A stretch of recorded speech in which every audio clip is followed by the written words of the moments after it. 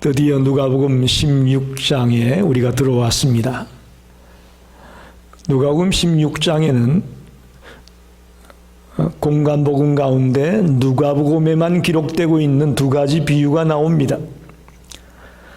전반부에는 불의한 청지기에 대한 비유가 나와 있고, 또 후반부에는 부자와 거지 나사로의 얘기가 나와 있습니다. 이거는 마태나 마가는 이 내용이 없습니다. 오직 누가만이 독특하게 이 두 가지 비유를 기록하고 있습니다. 이 비유를 주신 주제가 뭐냐? 비유에는 그 핵심되는 주제가 있거든요. 하나님께서 우리에게 주신 물질을 지혜롭게 관리하라 라고 하는 것이 이 비유의 핵심입니다. 하나님이 우리에게 준 물질을 지혜롭게 바르게 관리하라고 하는 것이 이 비유가 우리에게 주는 교훈입니다. 오늘 본문에 특별히 불의한 청지기가 나오는데, 그는 주인의 것을 낭비하다가 들켰습니다. 자기의 이익을 위해서, 자기의 평안을 위해서 주인의 것을 낭비하다가 들켰어요. 그래서 주인으로부터 해고 통보를 받습니다. 그러자 그는, 오늘 본문에 재미있는 표현이 있는데,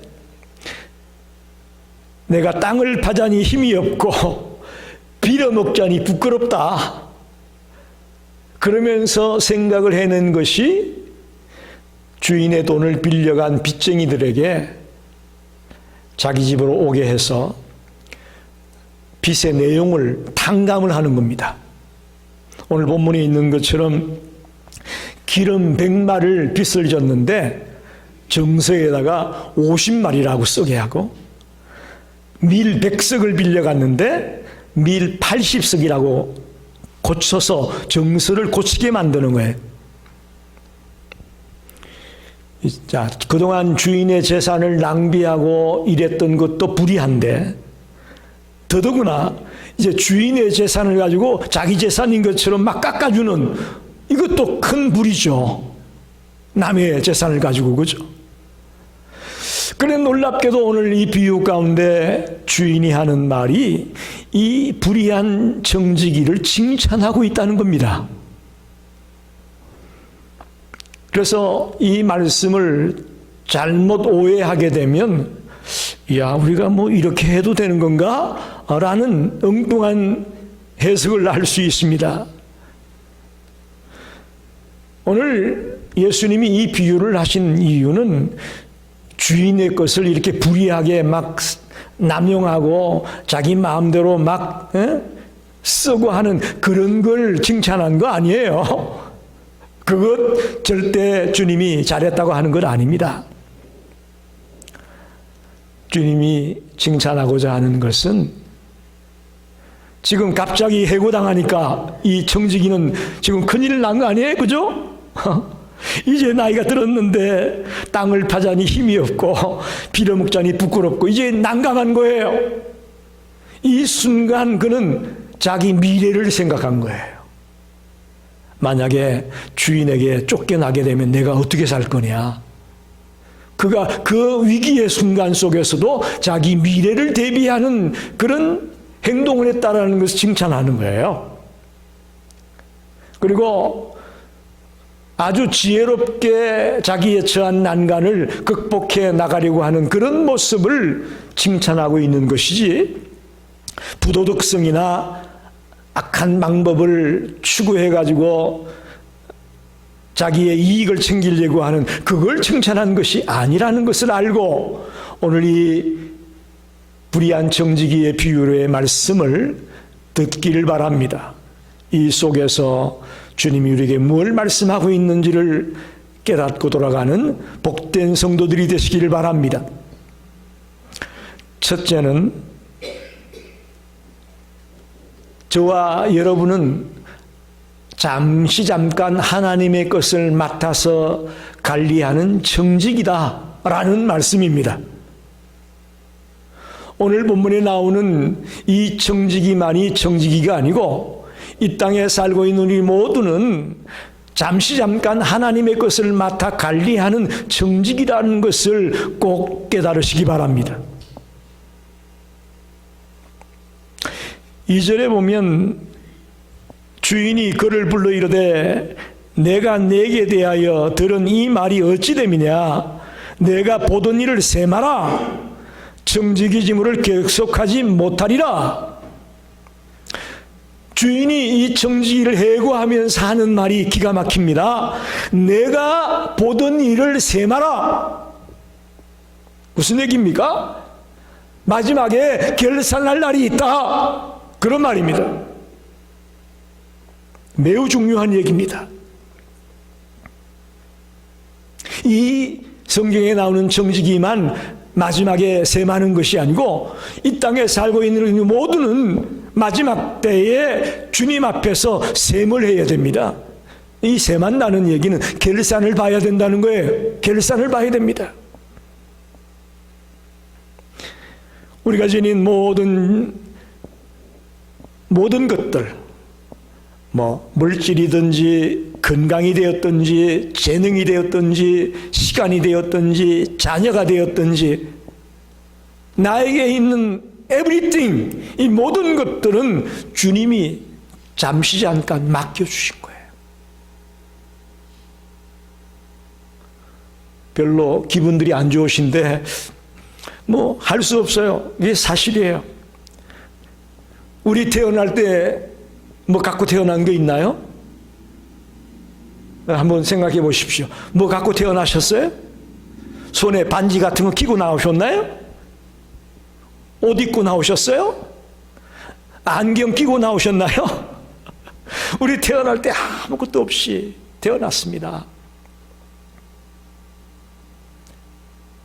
이 땅에 지금 100세 시대라고 하는데 100년을 사는 동안 하나님이 우리에게 맡겨준 거예요. 시간도 맡겨주시고 물질도 맡겨주고 재능도 맡겨주고 건강도 맡겨주고 자녀들도 맡겨주고 우리가 우리의 자녀들을 보고 내 새끼 내 자식 그러는데 사실은 따져보면 하나님이 맡겨준 거예요. 자녀들도. 우리가 가지고 있는 모든 것들이 하나님이 잠시 잠깐 관리하라고 맡겨준 것이라는 생각을 우리는 오늘 비유를 통해서 분명히 깨달아야 됩니다. 그러면요, 우리의 가치관이 달라지고 우리의 인생관이 달라질 수가 있습니다. 모든 걸 내 것이라고 생각하니까 우리의 가치관이나 인생관이 삐뚤어지는데요. 이게 나에게 있는 모든 것들이 하나님이 이 땅에 사는 동안 관리하라고 맡겨준 것이라고 생각하면 우리의 가치관과 인생관과 우리 모든 목표가 달라질 수 있다는 거죠.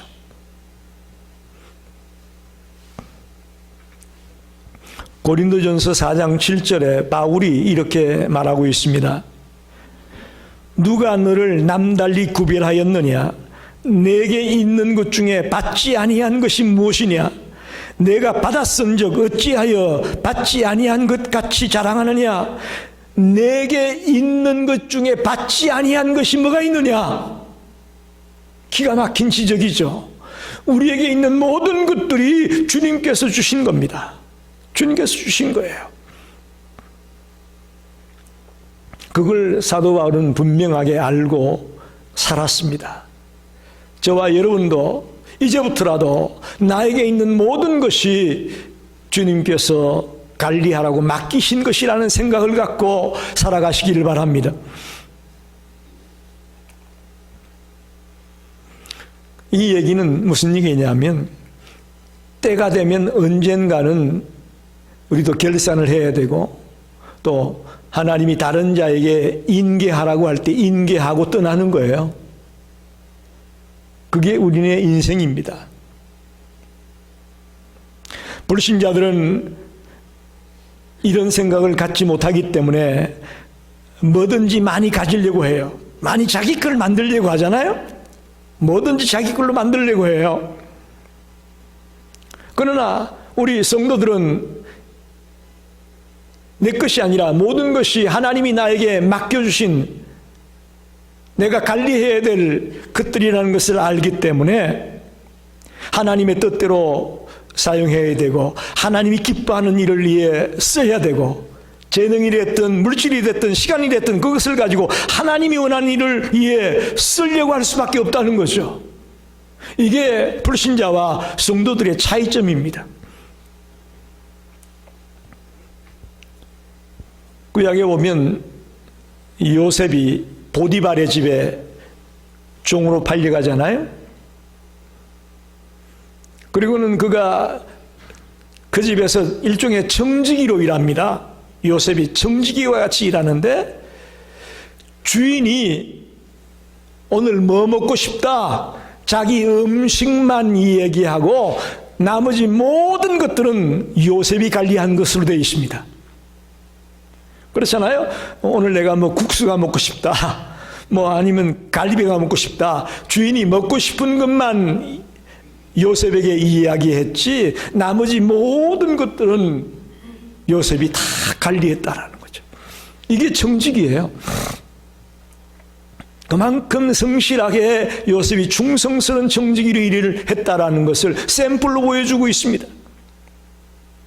지금 여러분이 이만큼 건강할 때 또 이만큼 뭔가 조금 있을 때에 그것 가지고 주님이 기뻐하는 일을 위해 주님이 원하시는 일을 위해 드릴 수 있기를 바랍니다. 사용되기를 바랍니다. 우리 그렇게 살자고요.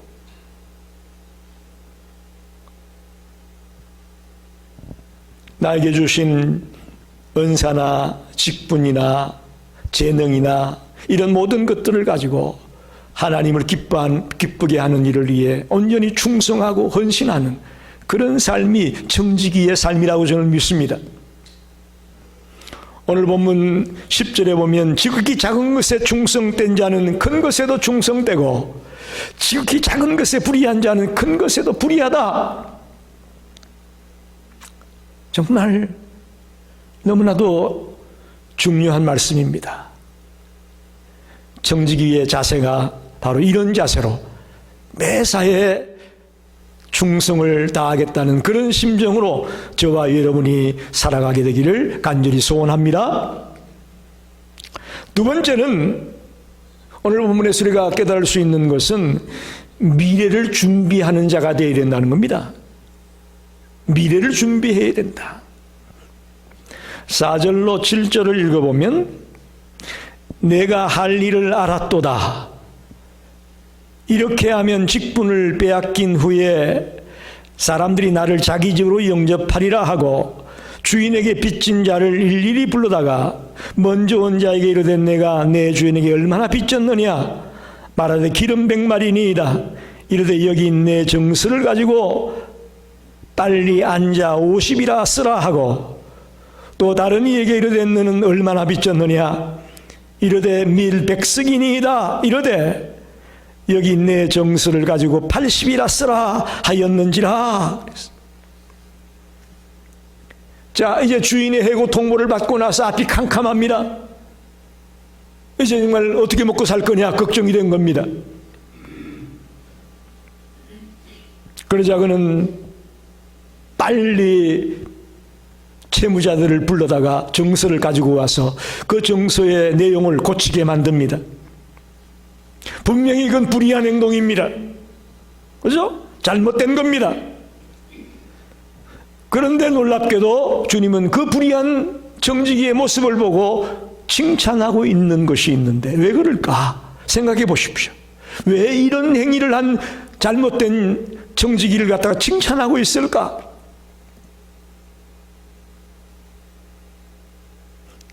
비록 그의 행위는 악한 것이었지만 이제 당장 먹고 살 일이 캄캄해진 자기의 미래를 대비하기 위해서 빨리 지혜롭게 대처하는 그의 행동을 보고 칭찬하고 있다고 말할 수 있습니다. 미래를 대비할 수 있는 행동만큼 지혜로운 행동은 없고 또 중요한 행동은 없습니다. 우리가 이 땅에 살면서 삶의 위기를 만날 때가 있습니다. 이번에 허리케인 이안 때문에 플로리다 쪽에 아주 정말 어마어마한 피해가 났습니다. 정말 삶의 터전이 완전히 다 무너져버린 그런 우리 이웃들이 너무나 많습니다. 지구촌 곳곳마다 지금 그런 일들이 일어나고 있습니다. 자연재해 때문에도 그렇고 전쟁 때문에도 그렇고, 자, 이제 정말 진퇴양난의 삶의 위기를 만났습니다. 이렇게 되면 대부분 어떻게 생각하죠? 아이고 끝났어, 포기하게 되고, 아이 캐세라 세라 그러고 그냥 술에 빠지고 마약에 빠지고, 이게 대부분 사람들이 취하는 행동 아닙니까?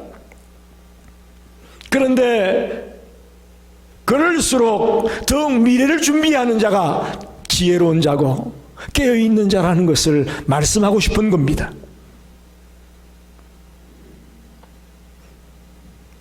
여기 정직이처럼 갑자기 해고당할 수 있습니다. 또 우리가 점점 이제 나이가 들어가면 몸도 불편해지고, 참 내가 이제 할 수 있는 게 아무것도 없구나라는 생각을 하기 쉽습니다. 근데 여러분 생각을 바꿔보십시오. 여러분이 나이 들어서 몸이 따라주지 않고 또 경제적인 여유도 없고 이럴 때도 할 일이 있습니다. 뭐가 있을까요? 기도하는 일은 할 수 있잖아요. 집사님, 그렇죠? 아무리 내가 나이가 들고 돈이 없고 몸이 안 따라줘도 기도하는 일은 할 수 있어요. 여러분이 사랑하는 자녀들을 위해, 친구들을 위해, 이웃들을 위해, 나라를 위해 기도하는 일은 할 수 있잖아요. 용서해 주는데 돈 들어가나요? 한번 물어봅시다. 여러분, 누군가를 용서해 주는데 돈이 들어가요? 용서해 주는 거 할 수 있잖아요. 사랑하는 거 돈 들어가나요? 뭐 하기야 젊은 아이들은 뭔가 줘야 사랑한다고 생각할지 모르겠지만, 정말 사랑하는 것, 용서해 주는 것, 기도해 주는 것, 얼마든지 우리가 남은 생을 살면서 할 수 있는 일들이 있습니다. 미래를 위해 해나갈 수 있는 일이 있다라는 겁니다.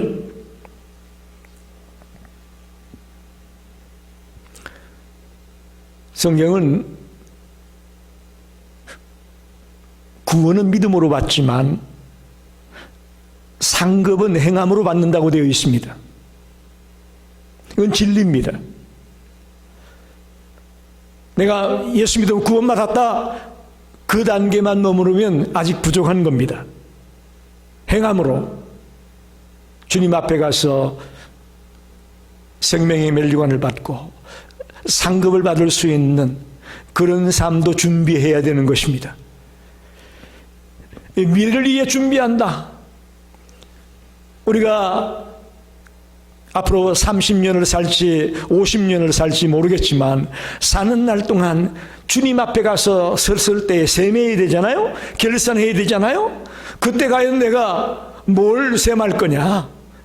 그건 지금부터 미래를 준비해 나가야만 가능합니다.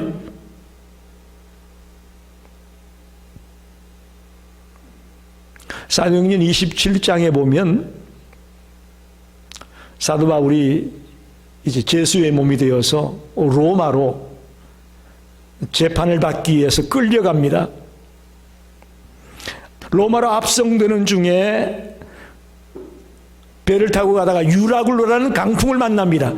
그게 일종의 태풍이에요. 유라굴로라는 강풍을 만나게 돼서 이제 배에 있는 사람이 다 죽게 생겼어요. 그때 바울이 믿음으로 그들에게 위로의 말을 전하고 그들에게 용기를 주는 그런 행동을 했습니다. 사도행전 27장 22절 24절을 읽어보면 이렇습니다. 내가 너희를 꺼나노니 이제는 안심하라. 너희 중 아무도 생명에는 아무런 손상이 없겠고 오직 배뿐이리라. 내가 속한 바 곧 하나님의 사자가 어젯밤에 내 곁에 서서 말하되, 바울아 두려워하지 말라. 내가 가이사 앞에 서야 하겠고 또 하나님께서 너와 함께 항해하는 자를 다 내게 주셨다 하였으니 우리 다 살았어. 그러니 걱정하지 말아요. 배에 타고 있는 모든 로마의 군인들과 백부장과 모든 사람들에게 그렇게 위로하고 용기를 주는 말을 했습니다. 그래서 이제 배가 파선하게 되니까 로마의 병사들이 제수들을 다 죽이려고 하는 거예요. 도망가면 안 되니까. 파선하면 다 도망갈 수 있잖아요. 그런 순간이 되니까 백부장이 바울을 생각해서 그들을 죽이지 못하게 하는 그런 지시를 내립니다. 27장 42절 43절 군인들은 제수가 헤엄쳐서 도망할까 하여 그들을 죽이는 것이 좋다 하였으나 백부장이 바울을 구원하려 하여 그들의 뜻을 막고 헤엄칠 줄 아는 사람들을 명하여 물에 뛰어내려 먼저 육지에 나가게 하고 라고 말합니다. 은혜를 입었던 백부장이 바울이 죽는 것을 그냥 둘 수 없기에 바울을 살리기 위해서 제수를 죽이지 못하게 하는, 이렇게 선행이라고 하는 것, 옳은 행동이라고 하는 것은 심판 때에 자기에게 돌아오게 되어 있습니다. 상급으로 돌아오는 거예요. 상급으로 돌아오게 되어 있어요. 여러분, 우리가 살아가는 동안 삶의 이 길을 안 만났으면 참 좋겠는데 그렇지가 않잖아요. 그죠? 참 인생이 내가 원하는 대로, 내가 생각한 대로 안 됩니다. 생각도 못한 위기의 순간을 만나고 난간을 만나게 되는 것이 인생입니다. 근데 불신자들은 이렇게 삶의 위기를 만나게 되면 더 이기적이 됩니다. 더 자기만 생각하게 되고 다른 생각을 못해요. 그러나 우리 믿음의 백성들은, 성도들은 이 삶의 위기의 순간을 맞았을 때에 오히려 하나님의 뜻을 생각하고 하나님의 나라를 생각하고 미래를 준비할 수 있는 그런 자가 되기를 간절히 소원합니다. 그게 믿음의 백성들의 본 모습입니다. 그래, 똑같이 위기를 당하지만 달라요. 대처하는 방법이 다른 거예요. 그게 믿음의 백성들의 무기고 강력한 힘이라고 저는 믿습니다. 조금 전에 말씀드렸지만 저와 여러분이 이제 나이가 들어가고 물질도 없고 모든 게 어려울 때 난 아무것도 못해라고 생각하지 말고 할 일이 있어요. 기도하는 일 할 수 있습니다. 남을 용서하고 사랑하고 기이 여겨주고 칭찬해주고 하는 일들을 얼마든지 할 수 있는 일이 있습니다. 그런 일들을 통해 미래를 준비하는 성도가 되시기 바랍니다. 주님 앞에 가서 결산할 때에 너 뭐하다 왔냐? 하나님, 나 사실 한 거 없어요. 그래도 매일 누구누구를 놓고 기도를 했습니다. 할렐루야. 그 할 말 있잖아요. 주님 앞에 가서 할 말이 있잖아요. 내가 용서하는 일은 했습니다. 내가 사랑하는 일은 했습니다. 내가 누구처럼 물질은 주님 앞에 드리진 못했지만 그래도 이런 거는 했습니다. 미래를 대비하며 지혜롭게 살아가는 모든 성도가 되기를 간절히 축원합니다. 마지막으로 오늘 본문 8절에 보면 이런 말씀이 나옵니다. 주인이 이 옳지 않은 청지기가 이를 지혜 있게 하였으므로 칭찬하였으니 이 세대의 아들들이 자기 시대에 있어서는 빛의 아들들보다 더 지혜롭다. 이런 말이 나와요. 다시 말하면 때론 불신자들이 우리 믿는 자들보다 더 지혜로울 때가 있다는 거예요. 사실 이거 우리가 인정해야 됩니다. 우리가 하나님의 백성이 되어서 영적인 일에 대해서는 우리가 그들보다 더 지혜로울지 모르겠지만 세상적인 일 돌아가는 것에 있어서는요, 오히려 불신자들에게 우리가 배울 것이 많습니다.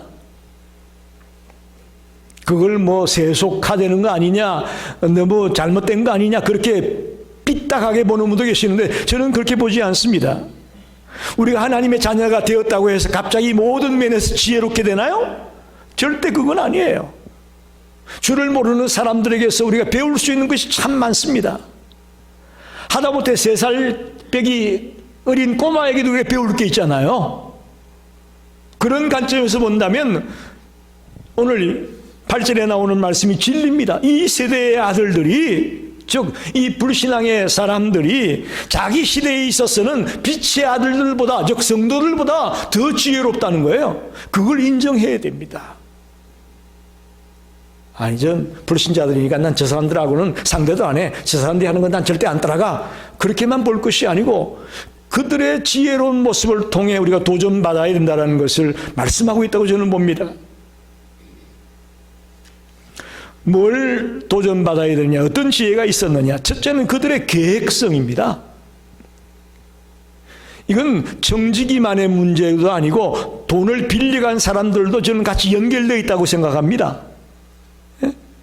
그래서 그들이 같이 이 행동하는 것에 보면 그들의 계획성을 볼 수가 있습니다.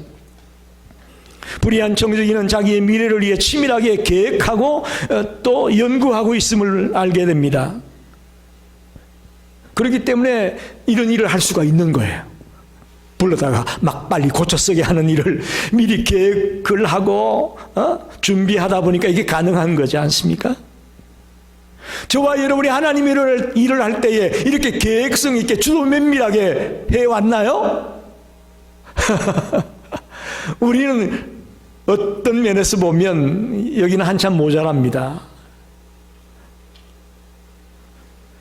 특히 과거에 우리의 신앙의 선배들은 믿습니다. 어디 가면 계획 같은 거 없어요. 믿습니다 하고 밀어붙이면 된다라고 했던 적이 있습니다.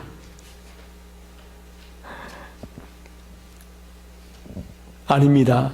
하나님의 일이라고 믿습니다고 밀어붙이면 되는 것이 아니고 기도하면서 주님이 주시는 지혜를 가지고 계획을 세우고 준비하고 또 준비할 때에 주님의 일이 이루어질 줄 믿습니다. 이거 우리가 세상의 지혜자들이 하는 것을 보고 우리도 도전받아야 되는 거예요. 계획성을 가지고 있었어요. 두 번째는 그들의 열성입니다. 열성이 있었습니다. 그들은 비록 교회에 일은 하지 않지만 직장의 일이나 세상의 일에 보면 열심입니다. 소위 말하는 세상에서 성공했다는 사람들을 보면요, 달라요 벌써. 새벽이면 일어나고요, 정말 부지런하고요, 얼마나 열정적으로 적극적으로 일하는지 몰라요. 세상 일 성공하는 것도 그렇게 하지 않으면 안 됩니다. 여러분, 지금 이 세상은 경쟁사회입니다. 그죠? 강한 자는 살아남고 약한 자는 도태되는 것이 지금 우리의 현실입니다. 그런데 열성이 없이, 열정이 없이 대충 해가지고 되겠어요, 여러분? 이 경쟁사회에서 살아남기 위해서는 열성을 가지고 우리가 매사에 최선을 다하는 자가 되시길 바랍니다. 궁극적으로 추구하는 가치는 달라요. 세상 사람이 추구하는 가치와 우리 하나님의 백성이 추구하는 가치는 분명히 다릅니다. 그렇지만 그 맡은 바 일을 어떻게 하느냐는 똑같아요. 세상 사람들은 자기들이 생각하는 걸 가지고 열심히 뛰는 거고, 우리 하나님의 백성들은 하나님의 백성들이 추구하는 걸 가지고 열심히 달려가는 거죠. 할렐루야. 그 우리가 해야 될 일이에요. 근데 우리가 신앙생활을 세상 사람들이 돈 버는 것만큼 그렇게 열심히 못하고 대충 하려고 하니까 이게 어려운 거예요. 이게 답답한 거죠. 계시록 2장 10절에 죽도록 충성하라고 합니다. 죽도록 충성하라.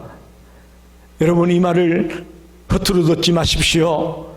우리가 주님을 위해 충성하는데 대충 충성해서는 충성이 안 됩니다.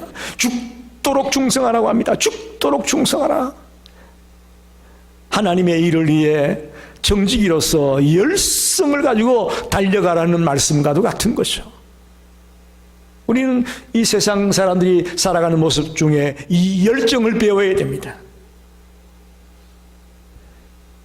그래도 한국교회의 특징 중에 하나가 뜨거움 아니었어요? 그죠? 한국교회의 그동안 놀라운 부흥의 시기를 맞이했던 결정적인 이유 중에 하나가 열정이었어요. 뜨거움이었어요. 근데 오늘 특히 우리 이민교회들을 보게 되면 그 열정이 많이 식었다는 것을 보게 됩니다. 많이 식었어요.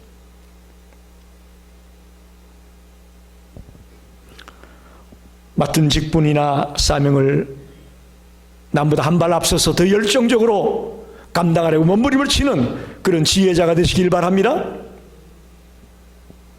마지막으로 그들, 특히 불의한 정직이와 또 돈을 빌려갔던 그 채무자들, 그들은요 단결합니다. 힘을 모아요. 하나가 됩니다.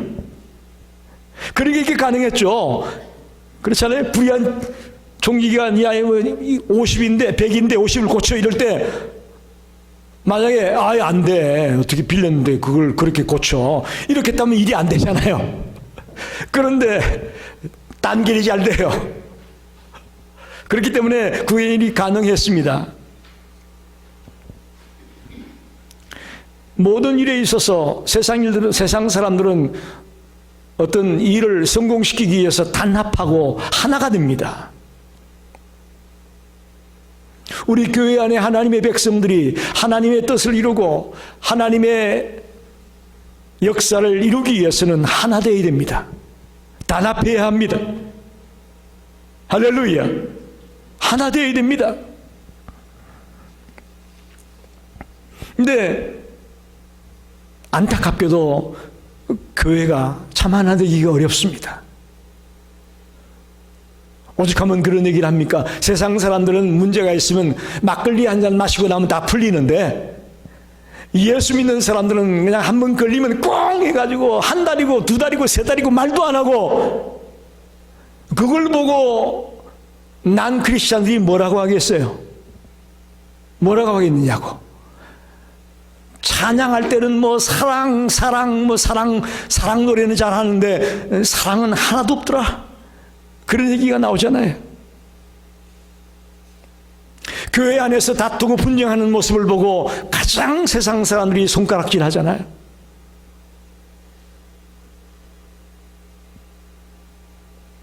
여러분, 우리가